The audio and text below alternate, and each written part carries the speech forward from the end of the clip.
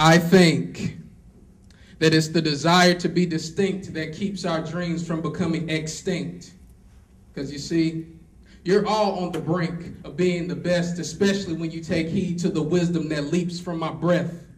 Because today, I will give you a right direction, but if you take a left, you'll surely face regret like Peyton Manning did when he finally fixed his neck. But I digress. Which seems to be what a lot of us do when we think of dreams beyond graduating from school. We get focused on the hocus pocus and forget not too long ago the remote just didn't exist.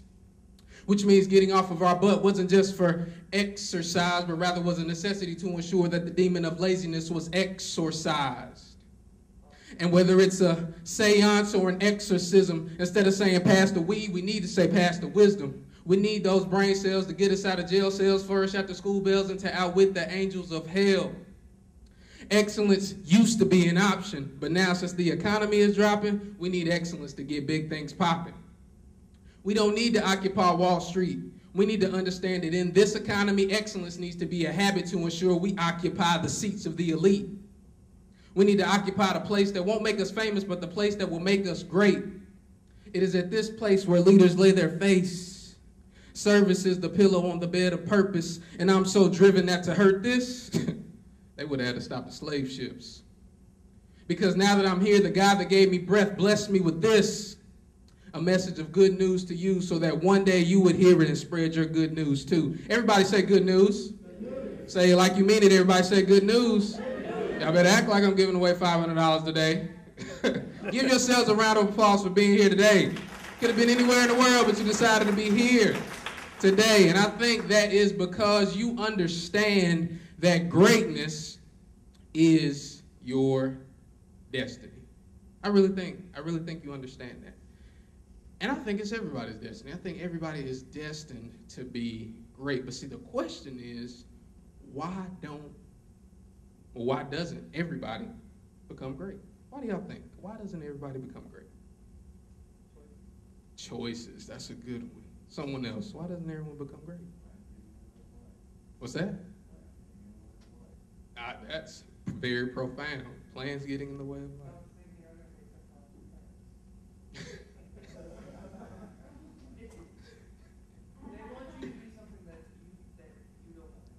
Okay. Good. Plans. One more. Fear of failure. All of those are good. And what I want to add to that is I think people don't become great because, first of all, they really don't define it for themselves. And secondly, they're not really willing to take the great risk. Because in being great, it takes great risk. Sometimes you're going to have to risk some embarrassment. Sometimes you're going to have to risk some mental or physical pain. Sometimes you're going to have to risk some of those things. And I want to tell you a story to kind of illustrate what I mean. I'm going to use myself as an example. When I was in college, way back in 07, me and my buddy, Brian, we used to go to bars, we used to hang out to watch other people get drunk. I didn't drink, he doesn't drink, and it's just hilarious watching other people get drunk. So we're at the bar, just chilling. And like real good friends do, he's giving me a hard time because I'm looking to date this girl, but I was in the friend zone. How many guys ever been in the friend zone before? Be honest, it's okay. It's okay. Yeah. It's in the friend zone, And he was, just laying into me, talking about how I need to, leave her alone. At the time, she was actually dating an All-American quarterback that went to school at NC State. So she's like, dude, you have no chance with her. And as he's talking about that, guess who walks in? Guess. The quarterback. Let's call him Jake, because if I told you his name, you would know exactly who he was. And I went to NC State, so I'm kind of dropping hints a little bit. I went to NC State, go Pack. But he walks in, and so then I just get this feeling. I'm like, oh, snap. He walks in, but he's not by himself. He's with like 200-300-pound linemen, and he's with a girl that's not the girl I wanted to date, whose name was Sierra, by the way.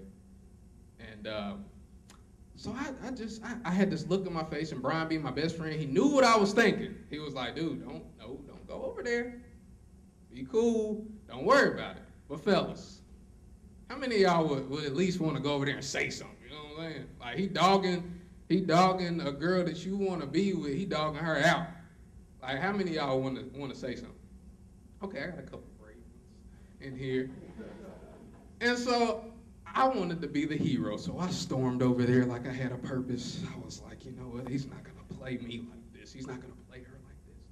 So I aggressively tap him on the shoulder. He turns around and looks at me. And in the toughest voice I can muster up, I'm like, yo, Jay, that's not your girl, dog. You need to step off. And that's exactly what he's like. Turn around, he's like, whatever, Gary Coleman. That's not your girl either. You need to step off. And then everybody at the table started laughing at me just because I'm short and black. I look like Gary Coleman, I'm guessing. I'm like, what the? I'm like, no, he did not try to play me. This dude don't know where I'm from. So he just turns around. And so I just aggressively turn him back around. And I'm like, well, at least I'm not an All-American jerk that can't win a bowl game. And then it was like, those were fighting words. And then I had a dare to be great situation. Because he stood up, and it's like I knew that he was big, but then he like had stood up. And then I was like, oh, shenanigans. But I couldn't back down. I was like, you know, he's 6'5", 230, you know, 5'8", at the time, 175 after Thanksgiving. And so I'm like, all right. And he like power poked me to the chest, like just, I was like, oh, okay. Like, look, man. I was like, you don't know who you messing with. Bam! He just punched me in the face. Like, it wasn't, like, it was really that quick. Like, you know how there's this long dialogue between the hero and the villain in movies and TV and stuff? No dialogue. He just, I didn't fall. I did not fall. I did not fall, I don't think. But I was tears. I wasn't crying, but if you ever get hit in the nose, if you ever got hit in the nose before, it's like immediately tears start coming. And then when I clear my vision, my boy Brian hits him like Ray Lewis, just like tackling a running back on top of the table, and it's on. Like we really started this big fight. It really wasn't a big fight because, you know, fights usually have resistance on both sides because they kind of dismantled us a little bit now that I'm reflecting on it. But, you know, I felt, you know, a table leg was broke. I was swinging it like Conan the Barbarian. Like, I was like, let's go. And I ended up with a broken nose and a broken bone under my eye. And my boy Brian had a level 3 concussion. And the reason why I tell you that story is because it's kind of funny now that I look back on it. But also because Brian, because of the good friend he was, he actually recorded the exchange between me and Jake. So guess who he showed it to? He showed it to Sierra. And needless to say, Brian was the best man at me and Sierra's wedding.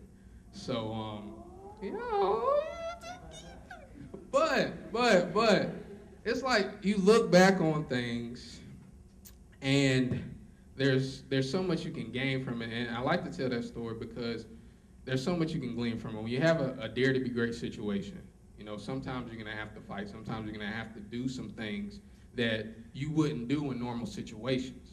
And what I want to talk to you about today, I really want to talk to you about, and I was talking to Chaz, I was going to give a different presentation, but from the energy I'm getting from this group, I'm gonna show you guys a pathway to greatness that doesn't involve getting punched in the face. You're welcome. But I really believe that greatness is service.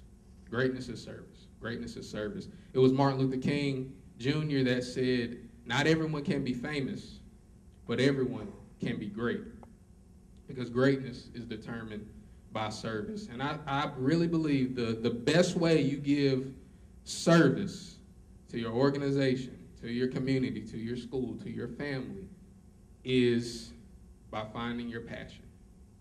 Is really by finding your passion.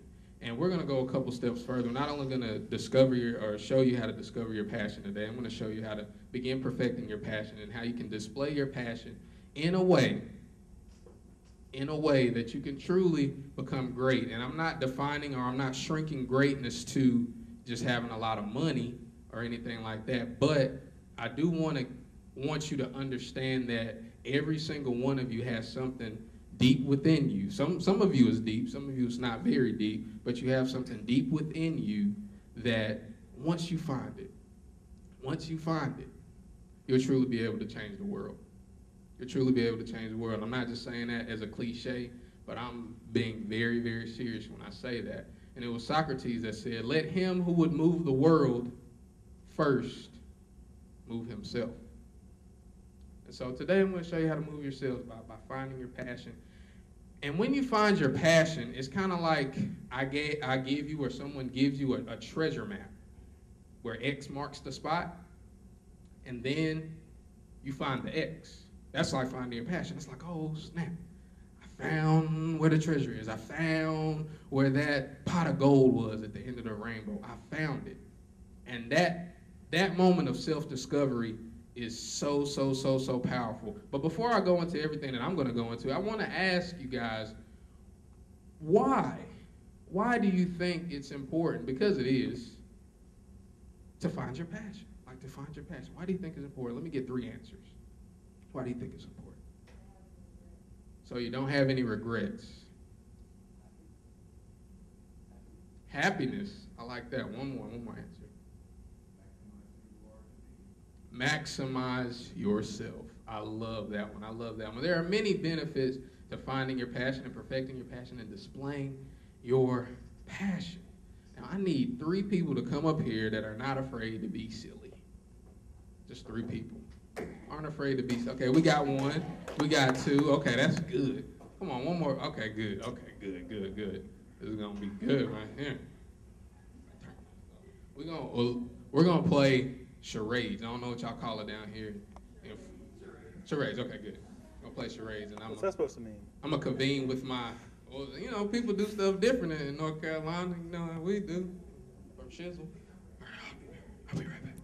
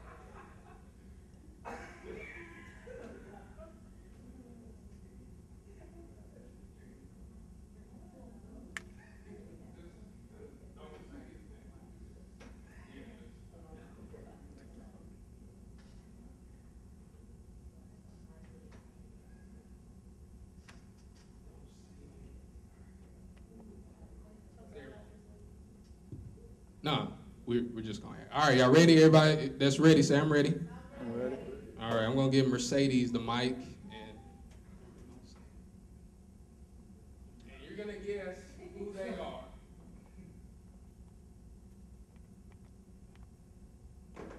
Guess who she is. Oprah Winfrey. That's all right. Who was I? Good. Okay, that was it. All right, good. Thank you, Mercedes.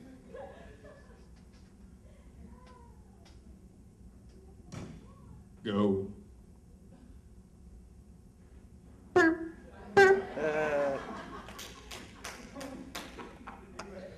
Good job. All right, go ahead. Go ahead.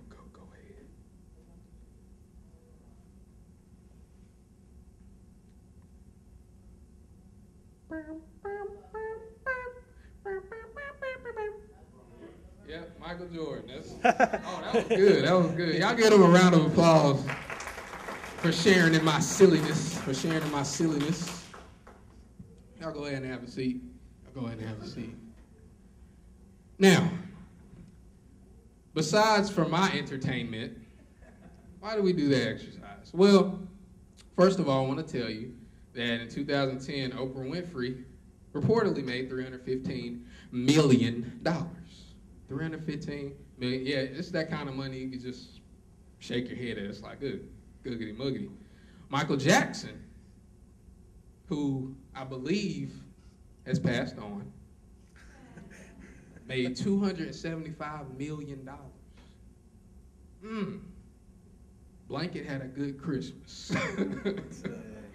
All right. All right. And Michael Jordan, $55 million. Then picked up a basketball to play for the NBA and however long. $55 million. And the reason why I tell you that is because there are many benefits to finding your passion and becoming excellent in it. There's money, right? There's also fame that can come from it if you really, really, really perfect what you do and the right people see it. But there's another word that comes with it that I want to focus on, and that is influence. Influence.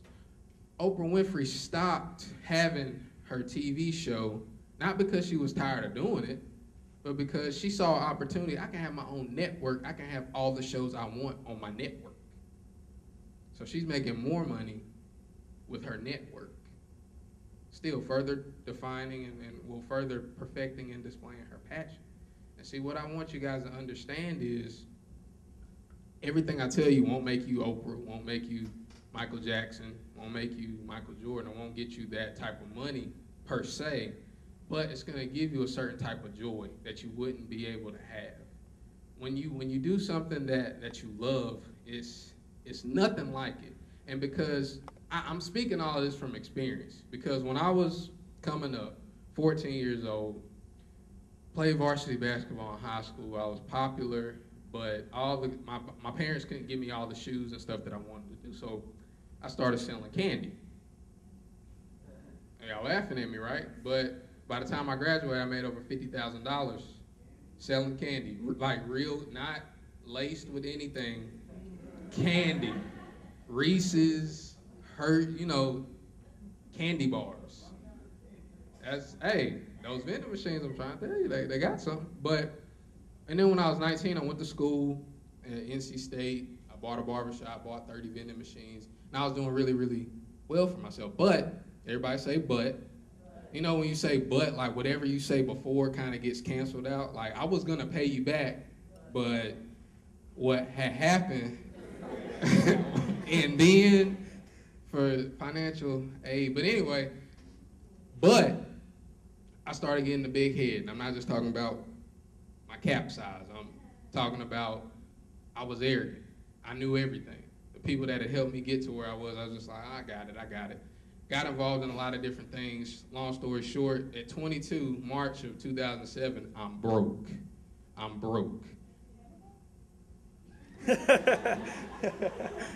Not MC Hammer broke. Like, who's really broke? Like bad rapper broke.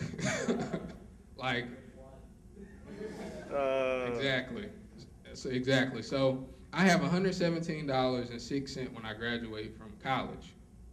When a year before I was making $1,000 a month passively, doing exactly what you guys are doing through my barbershop, through my other ventures. And so it was at that time I had to go back to where I got all the knowledge, where I got all the stuff from. It was my mentor. It's June 12, 2007. I'm broke. My mom's paying my cell phone bill, trying to nicely kick me out. Like, you can get a job. There's a job, and I got the paper for you, so you still need me to, just nicely.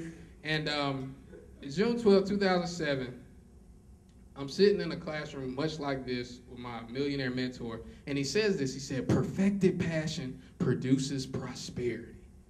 Perfected passion produces prosperity. And I'm like, ooh, that's a nice, play on P's.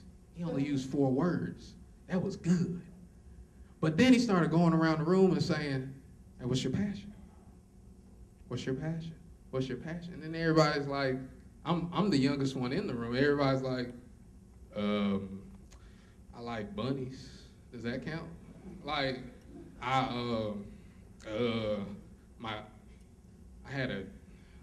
It's like they didn't know. And most people don't ever define it. And he came to me, and I didn't know. And here I was, 22 years old, 3 years before, I had $100,000 net worth, making money, in school, graduated on time and all that good stuff. But I didn't know, I graduated with a degree but no clue of what I wanted to do. And so in finding your passion, you really have to first define what passion is. Then you have to ask yourself questions. You have to ask yourself questions. And here's how I define passion. Your passion is that thing. Your passion is that thing that, or those things that you would do if money and time were no object. If you hit the lotto, you won $50 million after taxes, after the trips and all the stuff, all the houses you bought, and you have $50 million sitting in an account, you would still do your passion. Your passion is that thing that sets your heart ablaze. Your passion is that thing that you dream about when you're sleeping. You wake up and you dream about doing it. That's your passion. That's your passion. But see, a lot of people, they don't get past hobby. Like, they know, this is something I like to do, but when I consider doing it. And the reason why I had to define that first is because what cannot be defined can never be determined. What cannot be defined can never be determined. And you have to figure that out. You have to figure that out. What is it? What is it? What is it? What is it? And so here I am broke. I got to figure it out. I'm like, okay, perfect the passion, produce prosperity. Start asking myself questions. Successful people are the ones who ask and answer the tough questions in their lives. A lot of people avoid the tough questions. Especially, I was in Indiana. My sister, she moved out there last year, got a new boyfriend. Not gonna go into details, but not impressed. I'm not impressed at all. Not impressed. He doesn't have, I'm not gonna throw him in the mud, but I wasn't impressed. He was a cool guy, but when I'm thinking my sister, I'm thinking, upstanding gentleman, has a job, he's the same age as me. He's the same age as me. No job. It's like, so what are you doing? So I asked him in 5 years, what do you plan on doing? What do you plan on doing? 5 years, I plan on being comfortable. What does that mean? Like, are you gonna be leeching off my sister in 5 years? Like, what are you gonna be doing in 5 years? But anyway, again, I'm sorry, I didn't want to. But see, a lot of people don't ask themselves questions. And it's okay not to have a plan, because, I saw this on Facebook, the successful people are the ones that have a really good plan B. Because plan A, probably not gonna work. But it's okay not to have those concrete plans because they get changed, but you have to ask yourself questions so you at least know where you're going. Because if you don't know where you're going, any road can take you there. Any road can take you there. So understand that. But start asking myself questions. You want to ask yourself these questions. First of all, what do I do often? When you're looking for your passion, ask yourself, what do I do often? What is something that I do all the time? We had a little fun, had Oprah, had, MJ1, MJ2 up here, and Oprah Winfrey. Journalism is her thing. She loves that. She loves to read. She's got the book club. She's always read. She's always done journalism before she was making $315 million. Michael Jordan, before he was making millions of dollars playing basketball, he wasn't making millions of dollars, but it was something he was doing all the time. Same thing with Michael Jackson. All the time, he was doing it, all the time. What do you do often right now? What is something that you do often right now? Also, you want to ask yourself, what do you do well? What do you have an aptitude for? Are you really good in math? Are you really good with people? Are you really good with kids? Like, what are you good at? What do people come to you and say, hey, I really need your help on this because I know that you can help me? What do people come to you and ask you for? What do people say you're good at? Think about that. Everybody's good at something. The third thing, if, because life will not be, but if life was perfect, what would be your daily activity? If your life was perfect, what would you do? If your life was perfect, what would you do? If your life was perfect, what would you do? do? And finally, ask yourself how you can help other people. Ask yourself how you can help other people. You have to ask yourself these questions and many more. Then this is not an exhaustive list. This is just not these questions. Ask your parents, ask your friends, what do I do well? You know, the questions that you ask people, and when they look at you funny at first, they're probably pretty good questions. They're probably pretty good questions. Because if you ask your parents, like, what do I do well, Mom? She's going to be like, what, you want some money or something? Like, what you want? But you want to ask them those questions. If you ask your friends that, they're going to look at you funny at first.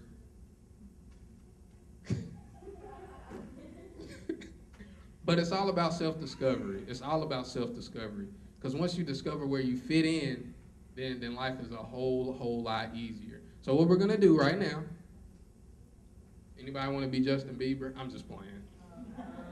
That's not my baby, baby, baby, no, baby, baby, baby. I saw Jimmy Fallon do that, boy. I was crying. When he did that. But I want you to look to the person next to you. If you don't have somebody next to you, find somebody else.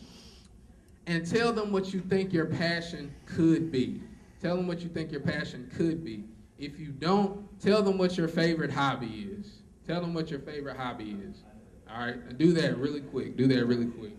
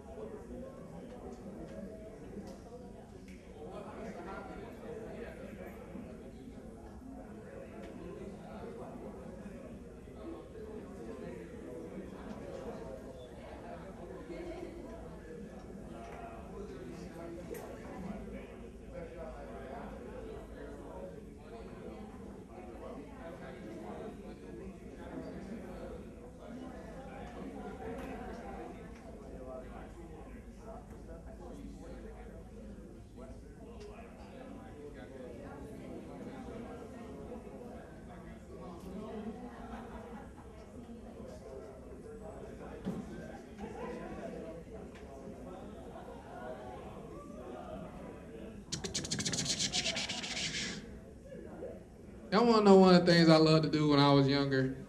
I'm going to reveal myself to y'all a little bit. Get your mind out the gutter. Get your mind out the gutter. But let me turn the camera off. I used to love, because I love Michael Jackson, and I used to kind of,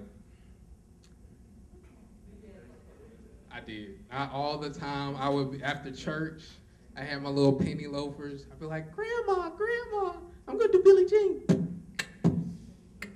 I used to do all that. That's silly.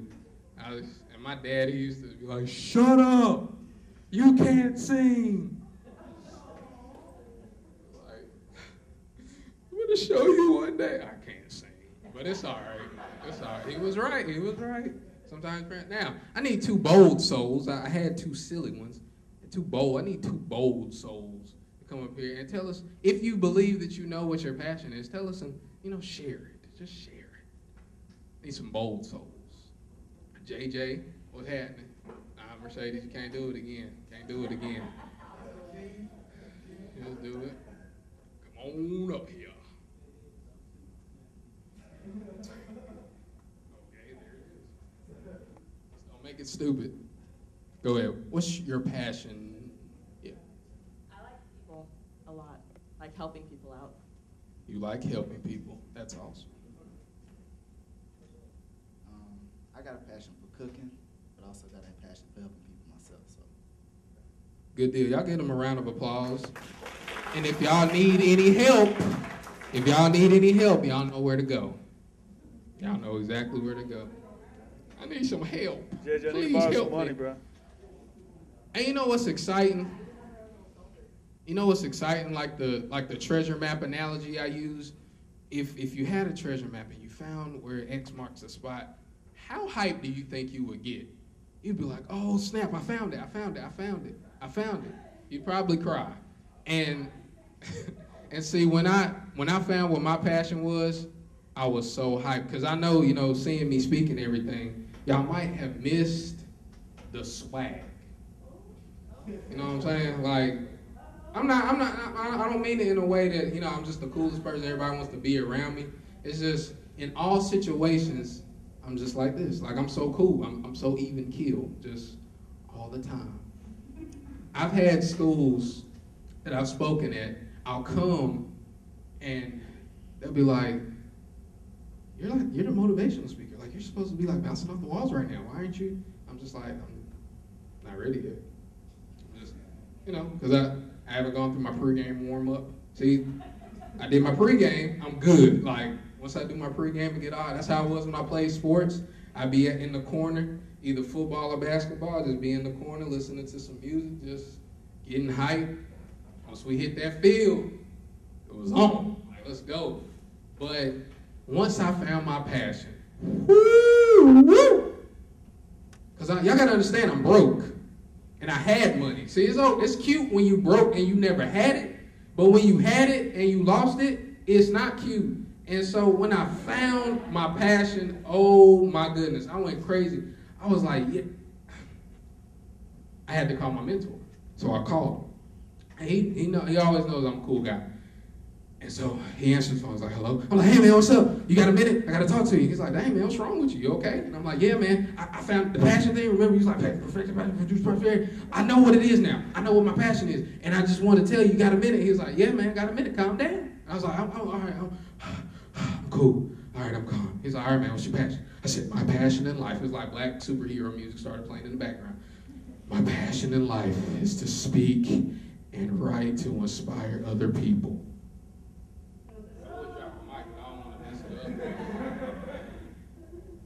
I was like, oh. And he was like, he started laughing at me. And he was like, that's good. He said, you do realize that tens of thousands of other people do that now, and probably hundreds of thousands of other people want to do that. You do realize that, right? I was like, what? How you gonna be encouraging me by telling me that? That's not a good look. Like, if he wasn't like the same age as my parents, I would have let him know something. Cause I was like, man, what? How you gonna encourage me? You just last month you said perfected passion produces prosperity. You had me all hyped, ready to go get my passion, and then you like tens of thousands of other people. But he didn't leave me there. He said, now you have to get to work to become relevant. You have to get to work to become relevant. Because when you find that X, when you find where X marks the spot, you got to start digging. You can't just sit there and be like, I found it. You have to start digging. So that's where the perfected part comes in I want to go into. And progression towards perfection should be our direction. Progression towards perfection should be our direction. Not just in finding our passion, but in everything. In relationships, in school, in everything that we do, we should be progressing toward being perfect. We will never achieve true perfection, but you need to be progressing towards it, because that's where the miracles happen. That's where all that stuff happens. And I love this quote by Mark Twain. It says this, it said, let us endeavor to live. Let us endeavor to live so that when we come to die, even the undertaker is sorry. That's deep right there. Ooh. The person that I paid to bury me. It's like, dang, that's tough, man. She did a lot. Man, the world's gonna miss a little bit.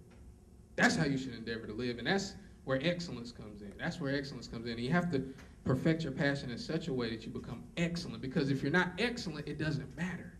It doesn't matter. You could love doing something all day. You could love doing something all day. You could love your girlfriend, your boyfriend, your spouse, or whoever. You could love them, but if you never show them that you love them. If you never perfect, if you never really get down to the purpose of that relationship, it's really not gonna matter. I love you, boo. I love you. Really? How come when Valentine's Day came around, I got a little Dollar Tree card? What's that about? Huh? Times are hard, but hey, let's walk. And y'all right by the beach. Let's walk by the beach and look at the sunset or something. Let's share a moment. Dollar Tree, that's no thought. You know what I mean? They got some nice cards though. You can get them like 3 or 4 cards and like write something in it. That's what I used to do. 'Cause you know when you got $117 anniversary coming up, I write some poetry or something. You know, now you can Google some poetry that I ain't never heard. Anyway, I'm getting into something of mine. But there are really 3 ways that you're gonna perfect your passion. Really 3 ways you're gonna perfect your passion. The first way is through education. First way is through education. The second way is through mentorship. And the third way is practice. The third way is practice.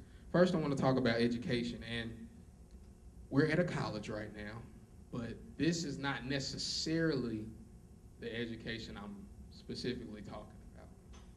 Because going to college, and I'm not discouraging any of you from finish, and get your ABCs next to your name. Get your master's and whatever, and your PhD and BBDs, BDD, rest in peace, heavy D, you know, all that stuff. But do all of that, but you have to get some other edumacation on it. You have to get something that you can apply. Because I love this quote by Alec Bourne. It says, "It is possible to store the mind with 1,000,000 facts and still be entirely uneducated." It's possible. See, the problem with the world is not that we know too little, but it's that we know so many things that ain't so. Kim Kardashian was only married 72 days. So, who cares? You know what that did for me? That discouraged me. It's like, now people still looking at marriage as a mockery. That's a shame. You have to be able to learn things that you can apply that can change your life. You have to. And so when you get education, immerse yourself. How many people in here are bilingual? Uno, dos. I know a little Spanish, that's it. A little, like I don't know much. Like I think my little 2-year-old knows more Spanish than I do. But when you become bilingual, you have to immerse yourself. This is what I've been told. You have to immerse yourself in that language. You can't become bilingual just, all right, I'm going to speak it a little bit. You have to listen to the music. You have to watch the TV and then go through all the work that you're going to do. You have to immerse yourself. So immerse yourself in whatever it is you're passionate about. Immerse yourself. Eat, sleep, live, drink it. I'll tell y'all a quick basketball story. And, you know, I was talking, my man Marcus, you know, he kind of laughed at me. I was like, you know, back in the day, I used to ball a little bit. But anyway, I used to ball a little bit, and from North Carolina. I live about 30 minutes away from Chris Paul, where he stays. So we used to battle from the age of 11 to 17. Play his AAU team, play his school, all that. We used to battle. And he wasn't that good to me for a long time. Cause I mean, he was good, but it's like, he ain't going to the league or nothing. Like, he all right. And so it was like one year we were 15. I remember because, you know, it was one of the few times we actually beat his team. But he was third string point guard. Like, because I started on my team and I was talking so much junk because it was one of them good days.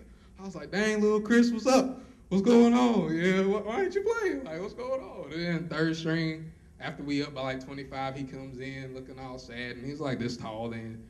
And so the next year, he's on this new AAU team. He's like 6'1", and they're like third in the nation. And we were at a tournament. We didn't win. They won. But anyway, I had asked him, I said, Chris, like, what did you do? He's like, what you talking about? I said, dude, like, you got scouts here looking at you. You 16. He said, man, I just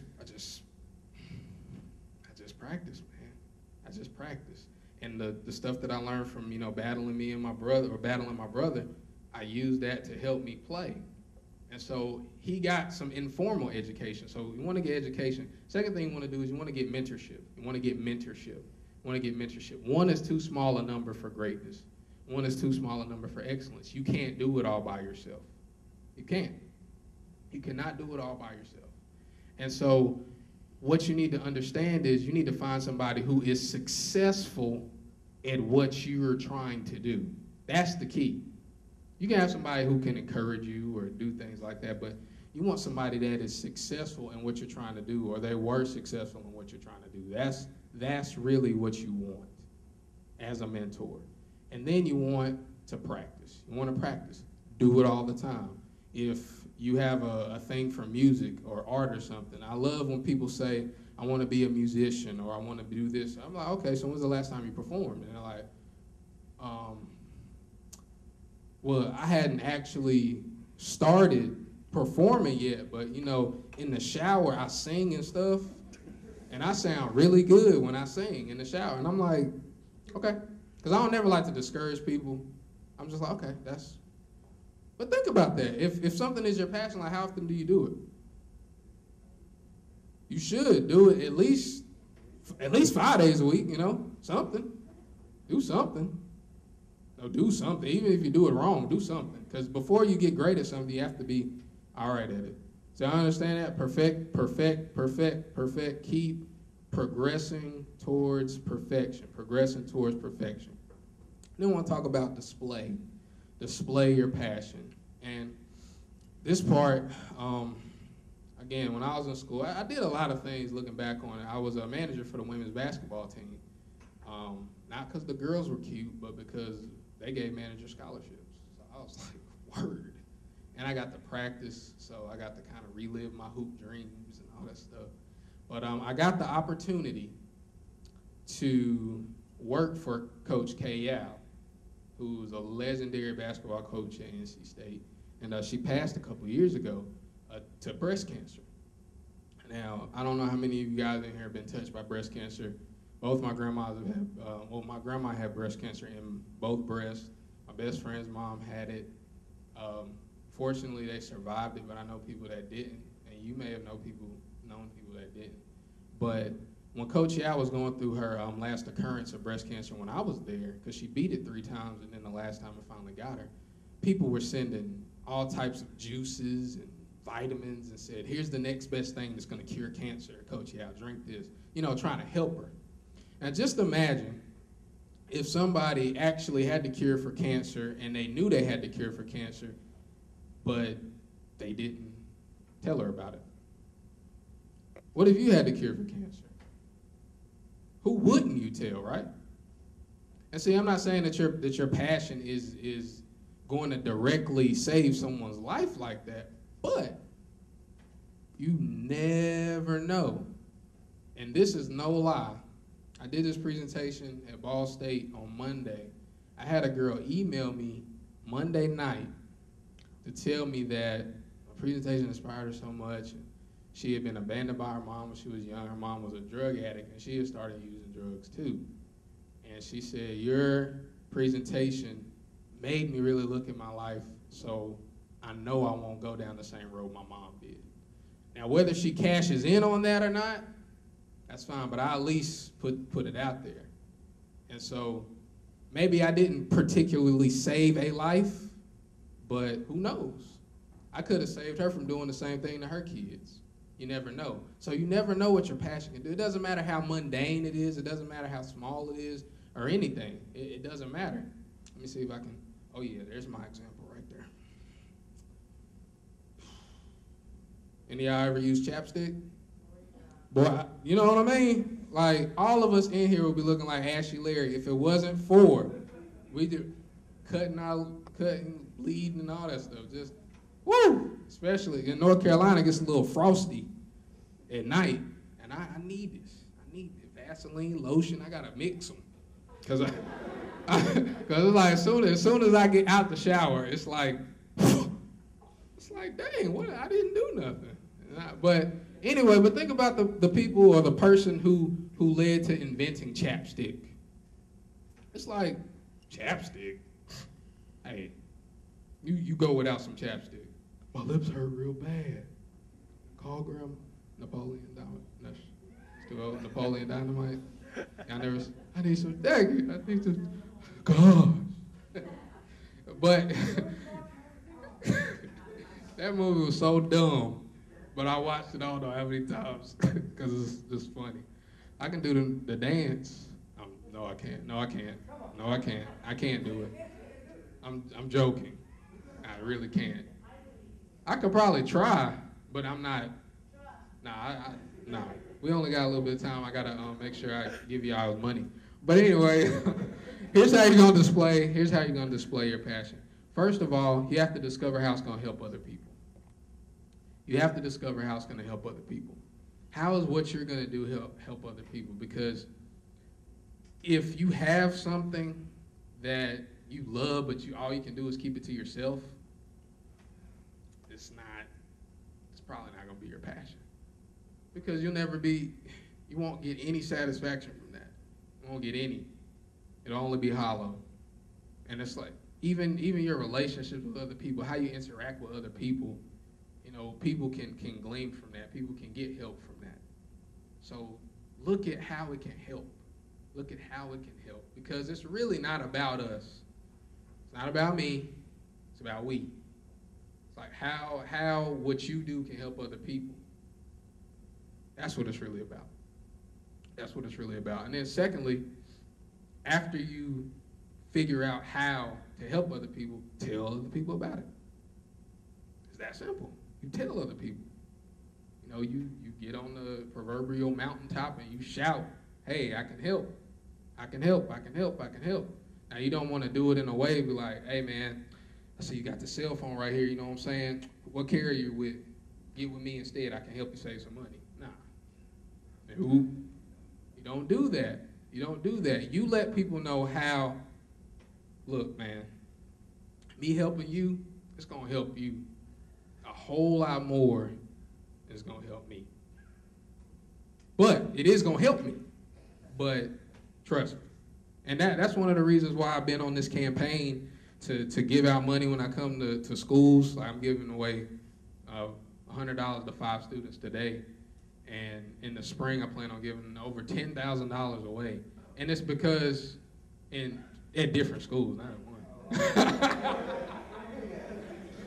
But because, I remember being in college. It wasn't that, I'm not too far removed from that. And I know coming to function, you guys do a lot of stuff. And so even though I believe that my message is very valid, I kind of want to bribe you a little bit. Now, me giving you $500 or giving 5 of you $100, how much is that going to change my life? Yeah, I just want to have $500.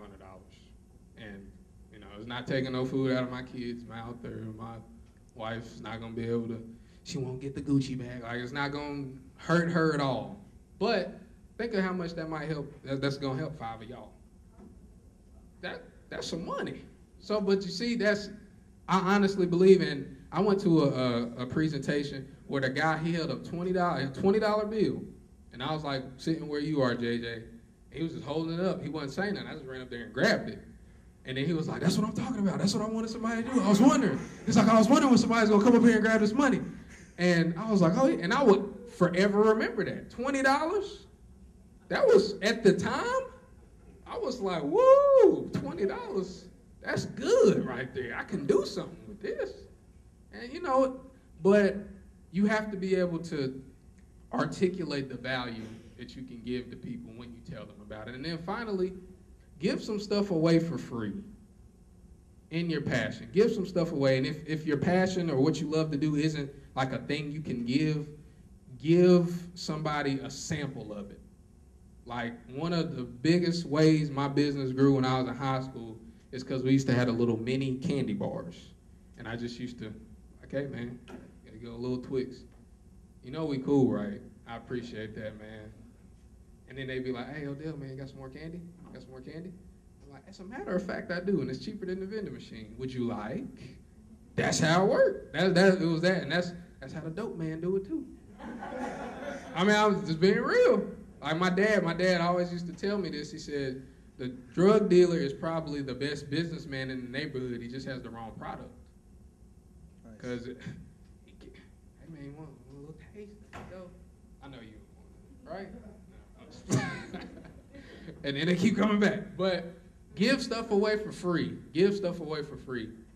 That's how you go on to display. And as I close, I appreciate you guys' attention so much. And I really believe that everybody has a deep and meaningful purpose. Everybody does. Everybody has a deep and meaningful purpose. And what I want to do for you guys today, I want to tell you guys what your purpose is. I'll tell you what your purpose is.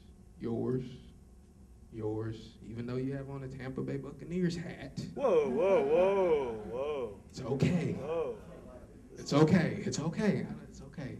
Go Panthers. Anyway. Hey man, all we need. You're outnumbered. But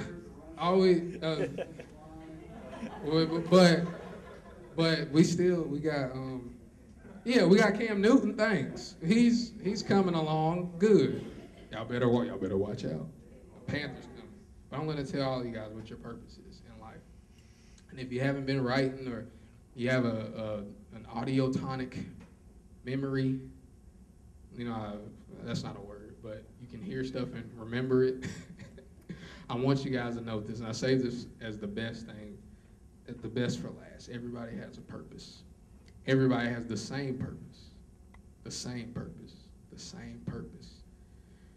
Your purpose. Those of you that are writing, that have something to write with, you want to write this down, you want to tweet this, you want to put this on your status, you want to do whatever you can to lock it in somewhere. Your purpose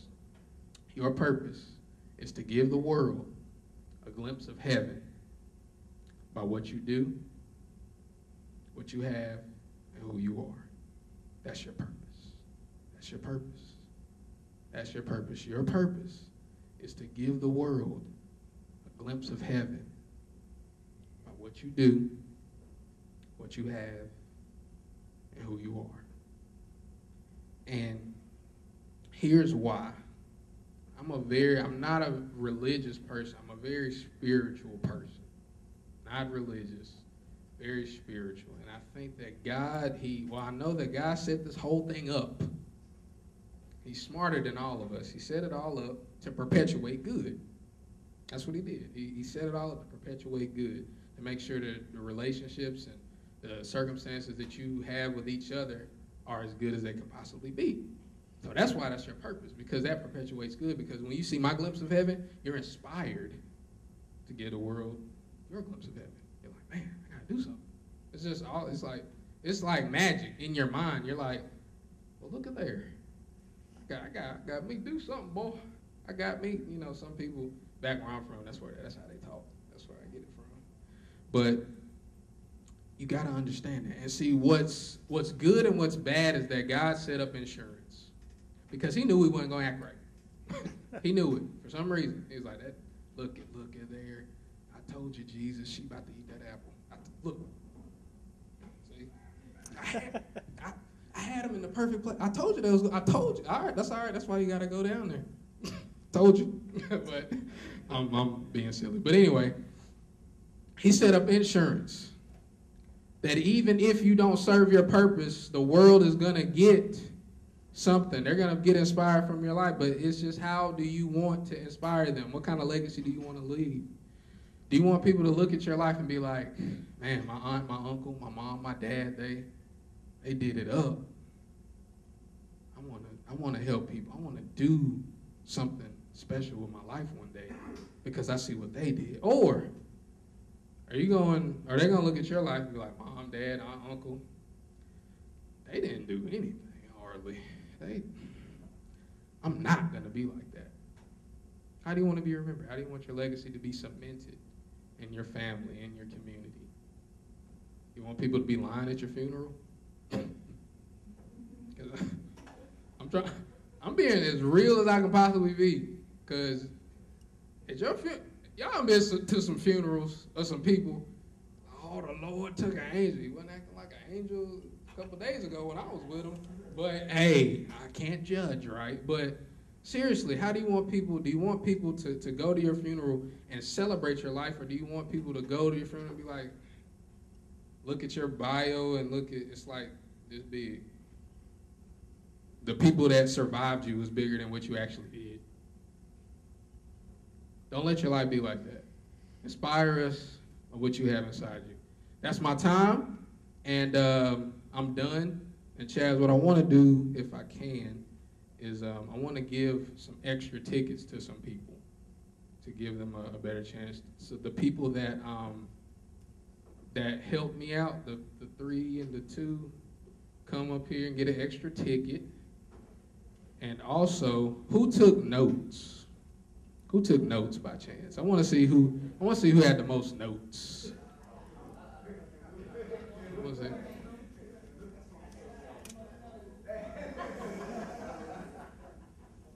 Oh, that's all. That's what I'm talking about. You got to give him an extra.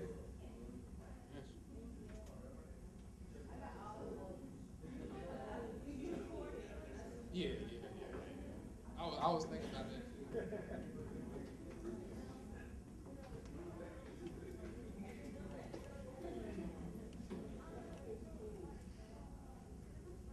Also, before you guys leave, it would help me out so much if you would fill out evaluations. If you don't think I did good, just don't give it back. I got a plane ride and I don't want to be sad. So I got to just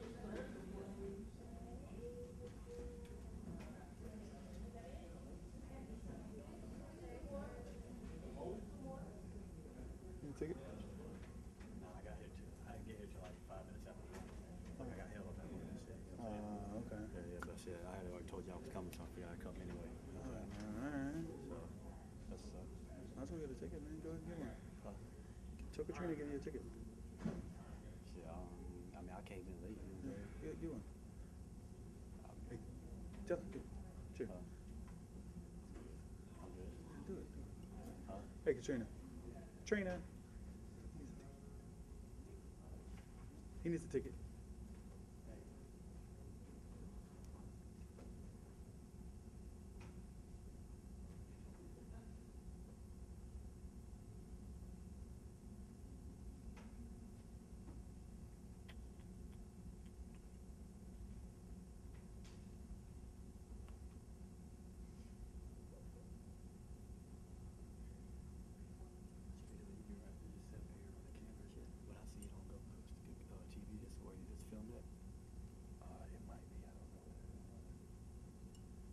Man, I didn't even know you was behind there. I didn't even know you was behind there. I thought you stepped out of the room. You just like popped up behind the thing like a jack in the box. You should use the Bucks hat and put it in there. Odell, you should put it in the Bucks hat. Yeah. Put it in the Bucks hat. Pick from greatness up here. Yeah.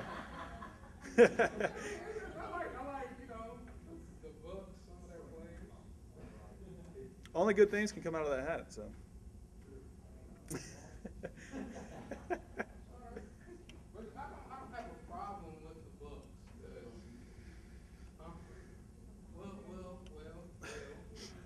We'll see.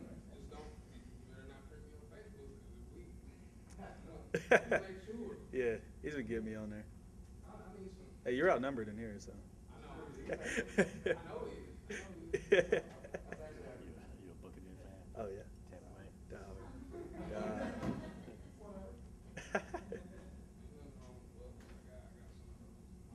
I'm about to give that.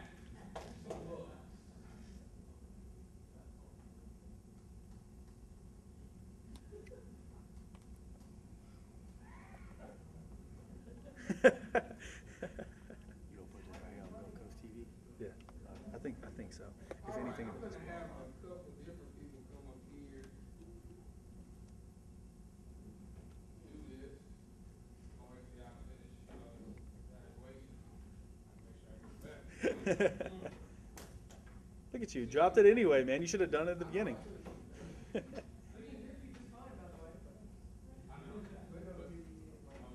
That's deducted from your paycheck.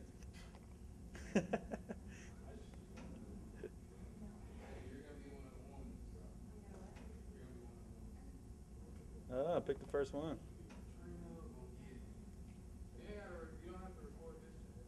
I'm recording it all. I don't care.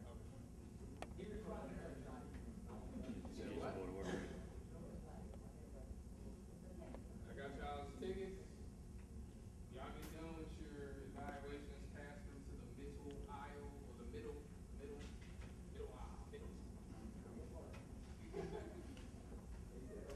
Was it just travel all over, the speeches or whatever? Yeah, get some English. Travel across country. Yeah. How you get that job? Basketball. Yeah. I guess so.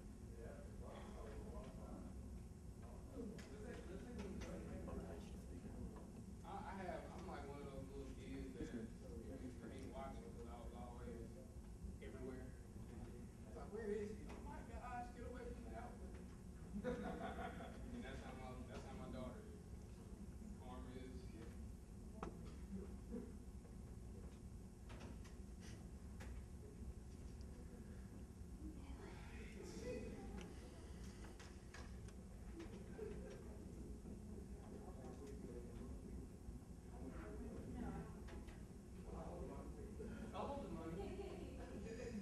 Can't keep it though, that's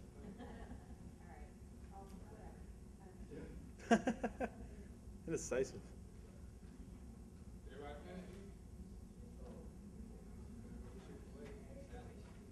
everybody You buying lunch too? Dang. You buying lunch too?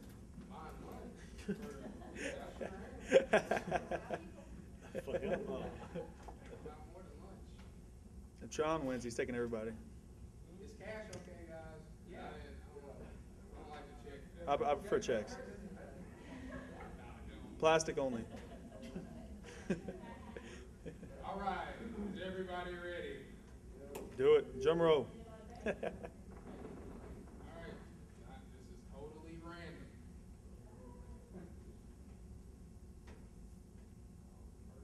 Yeah, how about the last three of 685?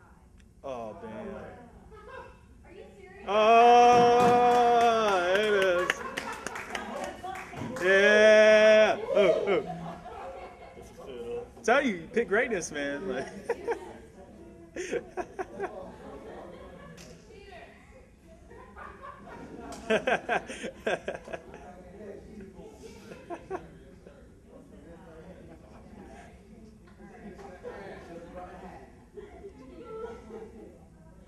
You can draw mine next. That'd be cool.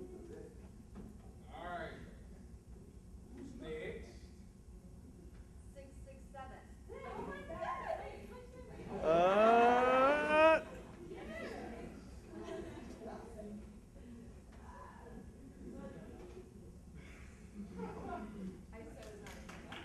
Woo, woo.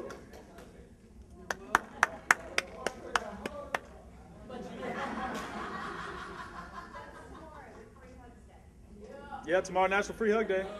Yeah. Every day is free hugs day, though. I like that. 696.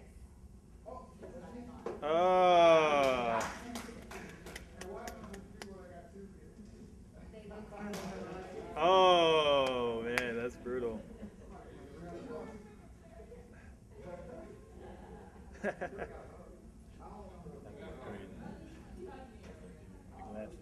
I'm telling you. Yeah, he actually got contacts. Yeah. 678. Oh.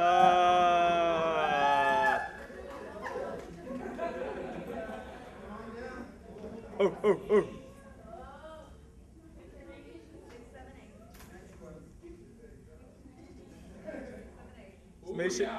Make sure you buy me lunch.